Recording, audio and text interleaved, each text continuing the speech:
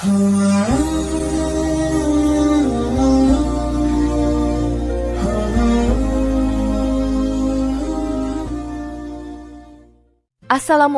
warahmatullahi wabarakatuh. Jika video ini muncul di berandamu, ini adalah petunjuk dari Allah kepadamu.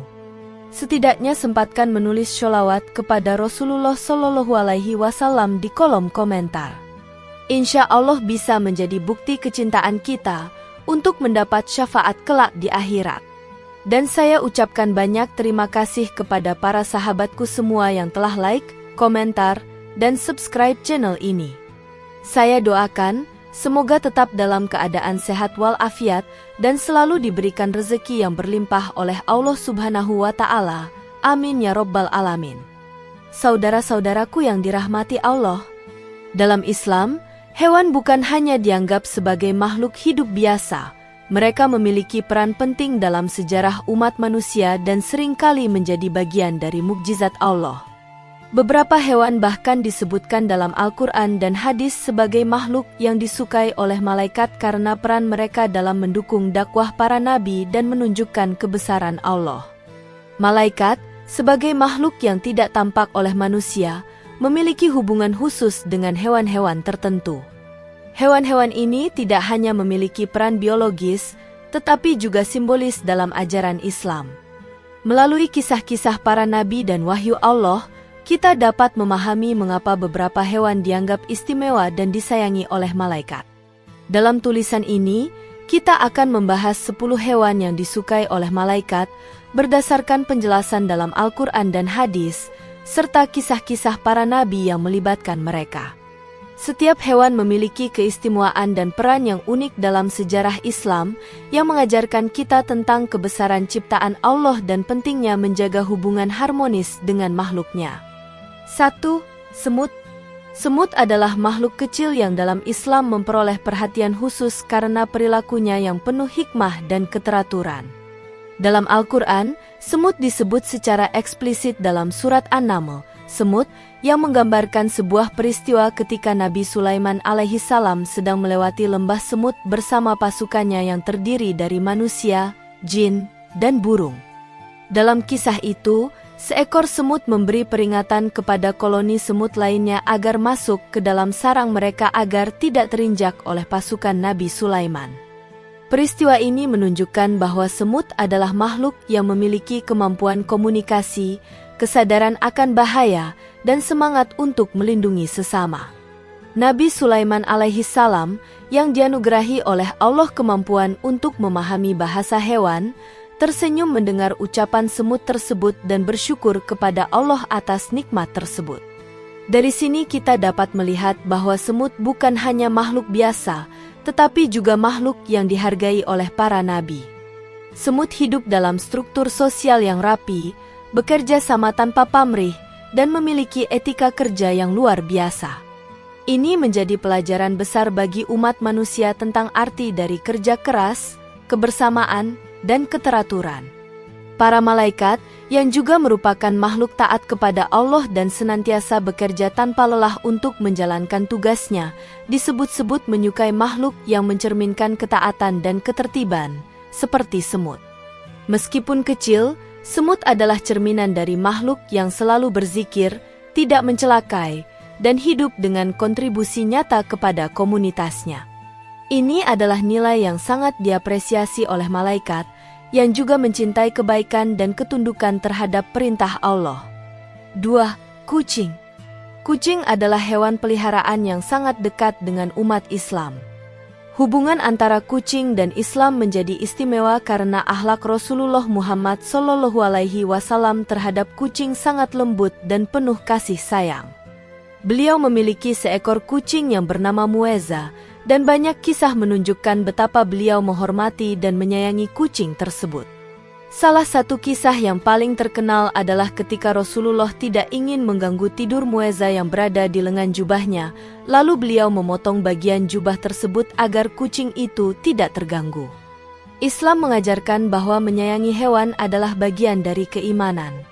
Rasulullah juga pernah bersabda, bahwa ada seorang wanita yang masuk neraka karena mengurung kucing dan tidak memberinya makan, dan ada pula seorang pelacur yang diampuni dosanya karena memberi minum seekor anjing yang kehausan.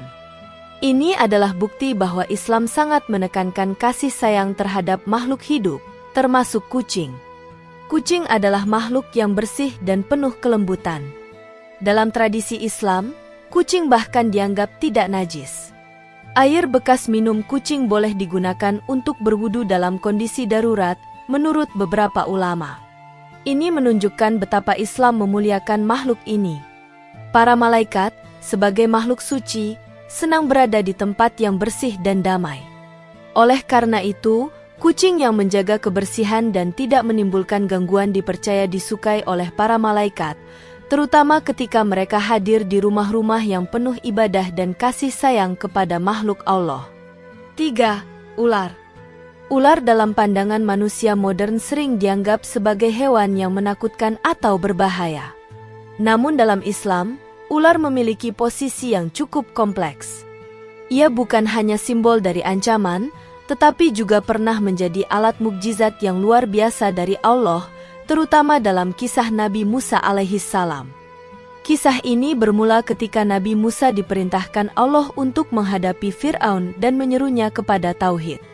Salah satu mukjizat yang diberikan kepada Musa adalah tongkat yang bisa berubah menjadi ular besar. Ketika berada di hadapan Fir'aun, Nabi Musa melemparkan tongkatnya dan tiba-tiba tongkat itu berubah menjadi ular besar yang nyata. Ahli sihir Fir'aun pun melemparkan tali-tali mereka yang tampak seperti ular karena sihir mereka. Namun, ular Nabi Musa menelan semua ular buatan itu, menunjukkan bahwa kekuasaan Allah jauh lebih tinggi daripada tipu daya manusia. Fir'aun dan kaumnya pun menjadi saksi bahwa mukjizat Allah nyata dan tidak bisa ditandingi. Ular di sini bukan hanya hewan, tetapi simbol dari kekuasaan Allah yang melampaui segala sesuatu. Meskipun ular biasanya dikaitkan dengan bahaya atau tipu daya, dalam konteks ini ia menjadi alat kebenaran. Malaikat yang bertugas menyampaikan dan melaksanakan perintah Allah pasti menyukai makhluk yang pernah menjadi bagian dari mukjizat kenabian. Dalam dimensi spiritual, ular juga mengajarkan manusia untuk tidak menilai segala sesuatu hanya dari tampaknya, melainkan melihat konteks dan hikmah yang tersembunyi di baliknya. 4. Burung hudhud. Burung hudhud adalah salah satu burung istimewa yang disebutkan dalam Al-Quran, tepatnya dalam kisah Nabi Sulaiman alaihissalam. Burung ini memiliki peran penting dalam mengabarkan kepada Nabi Sulaiman tentang keberadaan sebuah kerajaan yang dipimpin oleh Ratu Bilqis di negeri Sabah. Dalam pengamatannya, Hudhud menyampaikan bahwa Ratu Bilqis dan kaumnya menyembah matahari, bukan Allah.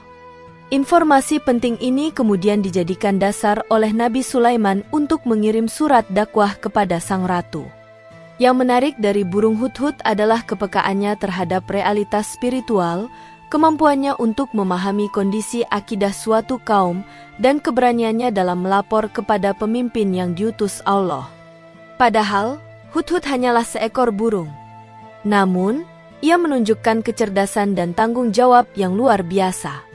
Nabi Sulaiman pun menghargai informasi yang dibawa oleh hudhud dan menjadikannya bagian dari strategi dakwah. Dalam tradisi Islam, burung hudhud tidak boleh dibunuh karena kehormatannya. Hewan ini dianggap sebagai simbol dari kewaspadaan dan ketulusan dalam menyampaikan kebenaran. Malaikat sebagai makhluk yang setia terhadap kebenaran dan senantiasa menegakkan perintah Allah tentu mencintai makhluk seperti hudhud, yang tidak hanya menjadi pengamat pasif, tetapi juga aktif dalam menyebarkan dan melaporkan hal-hal yang bertentangan dengan tauhid. 5. Laba-laba. Laba-laba adalah makhluk kecil yang memainkan peran monumental dalam sejarah dakwah Islam, khususnya dalam peristiwa hijrah Nabi Muhammad SAW dari Mekah ke Madinah. Ketika Nabi Muhammad dan Abu Bakar bersembunyi di Gua Sur untuk menghindari kejaran kaum Quraisy, Allah memberikan perlindungan dengan cara yang sangat tidak terduga. Seekor laba-laba membangun jaringnya di mulut gua, sementara burung merpati bertelur di dekatnya. Ketika kaum Quraisy sampai di depan gua, mereka tidak menyangka bahwa ada orang di dalamnya karena melihat jaring laba-laba yang utuh dan tidak rusak, seolah-olah tidak ada aktivitas manusia yang lewat. Dalam tafsir yang mendalam, peristiwa ini menunjukkan bahwa Allah bisa menggunakan makhluk sekecil apapun untuk melindungi para nabinya. Laba-laba di sini bukan hanya makhluk, tetapi penjaga dakwah. Keajaiban ini tidak hanya menunjukkan kuasa Allah, tetapi juga memperlihatkan bagaimana makhluk yang dianggap lemah dan kecil bisa menjadi pelindung bagi utusan Allah. Malaikat, yang juga menjaga dan mengawasi para nabi, tentu menghormati makhluk yang turut melindungi kekasih Allah. Laba-laba dengan kesederhanaannya menunjukkan keagungan dalam ketaatan kepada kehendak ilahi. Sebagaimana para malaikat yang tidak pernah membangkang terhadap perintah Allah, laba-laba dalam kisah ini pun menjadi instrumen ilahi yang melaksanakan perintah dengan sempurna tanpa diketahui manusia. 6. Ikan paus. Ikan paus dalam kisah Islam dikenal luas melalui peristiwa luar biasa yang menimpa Nabi Yunus alaihissalam. Setelah sekian lama berdakwah kepada kaumnya dan mendapati mereka tetap membangkang serta tidak menerima ajaran tauhid, Nabi Yunus merasa putus asa. Dalam keadaan emosional itu, beliau pergi meninggalkan kaumnya tanpa izin dari Allah. Maka, sebagai bentuk pembelajaran, Allah menurunkan ujian kepada Nabi Yunus. Beliau kemudian naik kapal, dan ketika badai menerpa kapal itu, dilakukan undian untuk menentukan siapa yang harus dilemparkan ke laut agar kapal lebih ringan. Undian itu jatuh kepada Nabi Yunus, dan akhirnya beliau dilemparkan ke tengah lautan. Di sanalah Allah memerintahkan seekor ikan paus besar untuk menelannya. Namun, paus itu tidak mencederai tubuh Nabi Yunus. Ia hanya menjaga Nabi Yunus di dalam perutnya, sebuah tempat gelap, dingin, dan sempit. Di dalam perut ikan paus itu, Nabi Yunus memanjatkan doa yang sangat agung. La ilaha illa anta, subhanaka inni kuntu minas zolimin. Kalimat ini adalah pengakuan dosa, keikhlasan, dan penyerahan diri sepenuhnya kepada Allah. Paus tetap mematuhi perintah Allah, tidak menyakiti sang nabi, hingga Allah memerintahkannya untuk memuntahkan Nabi Yunus ke daratan. Paus dalam kisah ini bukan hanya makhluk laut biasa. Ia adalah sarana yang Allah gunakan untuk menyampaikan pelajaran tentang sabar, taubat, dan keagungan takdir. Malaikat yang diciptakan untuk menaati setiap perintah Allah pasti menyukai makhluk seperti ikan paus ini, yang tanpa keluhan dan tanpa penolakan menjalankan perintah Tuhannya dengan taat. Ia menjaga seorang nabi di dalam tubuhnya tanpa melukainya, sebagai bentuk ketaatan mutlak kepada Allah. Kejadian ini mengingatkan kita bahwa setiap makhluk, sekecil atau sebesar apapun, diciptakan untuk tujuan yang penuh hikmah. 7. Belalang. Belalang, meskipun sering dianggap sebagai hama oleh manusia modern, adalah makhluk yang memiliki keunikan dalam struktur sosialnya, kemampuan bertahan hidup, dan keteraturannya dalam bergerak secara kolektif. Dalam Islam, belalang disebut dalam beberapa konteks, salah satunya sebagai bagian dari tanda-tanda kekuasaan Allah pada hari kiamat. Manusia saat dibangkitkan dari kubur digambarkan berhamburan seperti belalang yang tersebar, bergerak cepat, dan saling berdesakan. Ini bukan gambaran remeh, melainkan simbol tentang keteraturan dan kepanikan yang menyatu. Lebih dari itu, belalang juga pernah disebut dalam kisah tentang azab yang diturunkan kepada kaum Fir'aun yang mendustakan Nabi Musa alaihissalam. Allah mengirimkan azab berupa banjir, katak, darah, kutu, dan juga belalang sebagai bentuk teguran keras atas kekufuran mereka. Belalang dalam jumlah besar menyerbu ladang-ladang dan menghancurkan tanaman mereka, menjadikan mereka kehilangan sumber makanan dan pendapatan. Azab ini menjadi peringatan keras bahwa kekuasaan Allah dapat datang dari makhluk yang terlihat kecil dan tak berdaya. Belalang adalah makhluk yang tunduk kepada kehendak Allah. Mereka tidak memiliki kehendak bebas seperti manusia, tetapi bergerak sesuai takdir dan sunatullah yang telah ditetapkan. Ketika digunakan sebagai alat azab, mereka tidak melanggar batas. Mereka bergerak dalam formasi yang luar biasa teratur, dan ini menjadi pengingat bahwa bahkan makhluk sekecil belalang bisa menjadi bagian dari rencana besar Allah. Malaikat sebagai makhluk yang bergerak teratur dan selalu mematuhi perintah Allah, pasti mencintai ciptaan seperti belalang yang menjadi representasi dari kekuasaan dan keteraturan ilahiyah. Belalang bukan hanya makhluk kecil, ia adalah simbol bahwa semua ciptaan Allah memiliki tempat dan fungsi dalam keseimbangan kosmis. 8. Kuda. Kuda adalah salah satu hewan yang sangat dihormati dalam Islam. Ia dikenal karena keanggunannya, kekuatan fisiknya, kecerdasannya, serta kesetiaannya terhadap pemiliknya. Dalam sejarah Islam, kuda digunakan oleh Nabi Muhammad SAW dan para sahabatnya dalam banyak peristiwa penting, termasuk dalam jihad dan perjalanan dakwah. Kuda bukan hanya kendaraan, tetapi rekan setia dalam perjuangan di jalan Allah. Nabi Muhammad SAW memiliki beberapa ekor kuda, dan dalam banyak hadis disebutkan bahwa kuda adalah hewan yang penuh keberkahan. Bahkan dalam satu riwayat disebutkan bahwa pada ubun-ubun kuda terdapat kebaikan hingga hari kiamat. Kuda disimbolkan sebagai kekuatan dan keberanian, tetapi juga kelembutan hati dan kesetiaan. Ia tidak menyerang tanpa alasan, tidak lari dari pertempuran jika dilatih, dan sangat peka terhadap emosi pemiliknya. Dalam Al-Quran, kuda disebut sebagai bagian dari kenikmatan dunia yang dicintai manusia.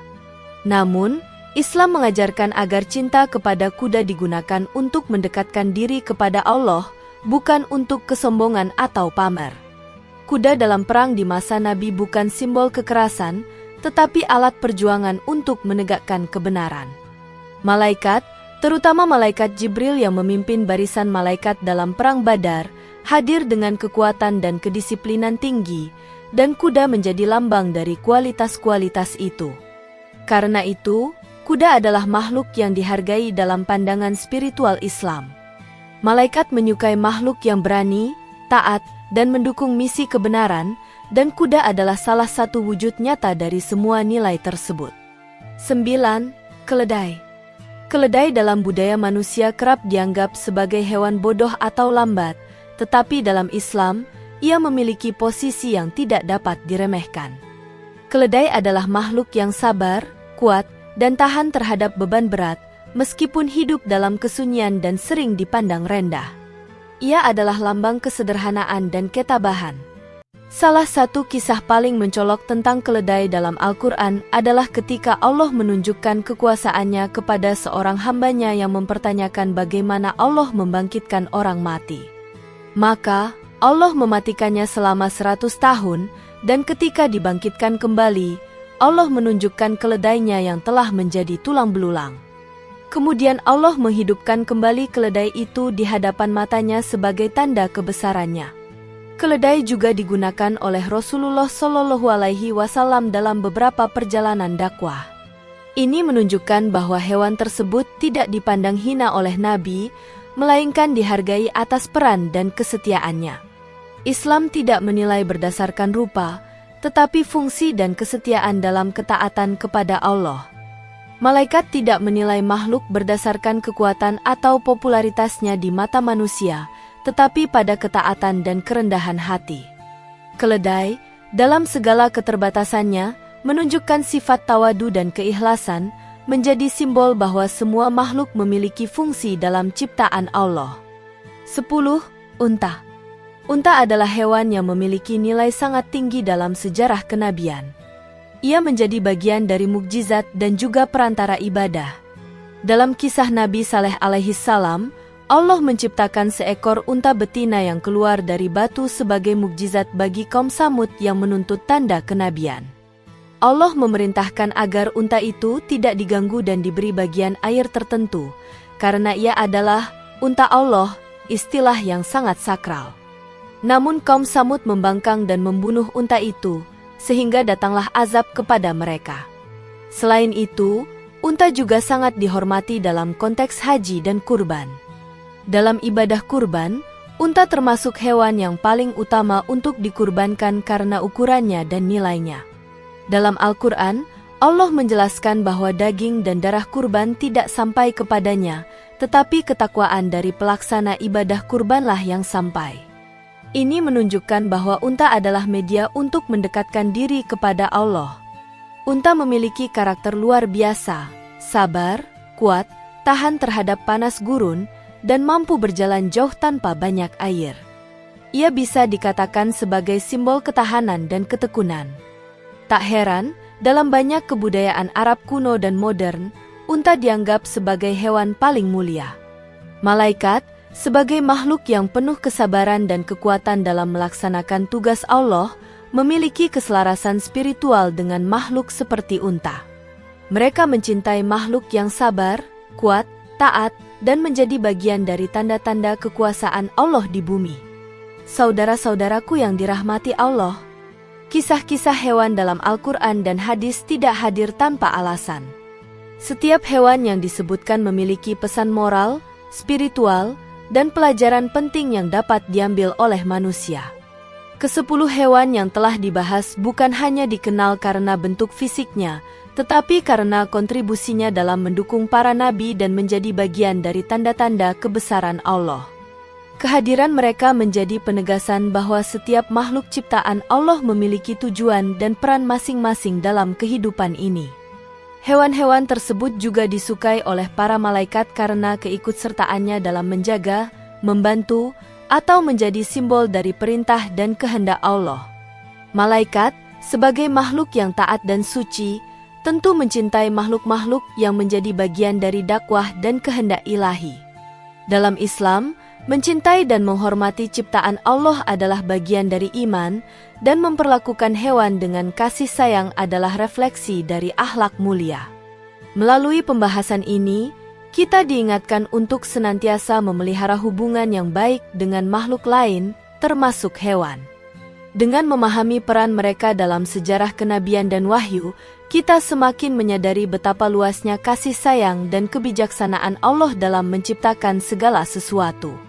Semoga kita termasuk orang-orang yang dapat mengambil pelajaran dari kisah-kisah ini dan memperkuat iman kita kepada Allah Subhanahu wa Ta'ala.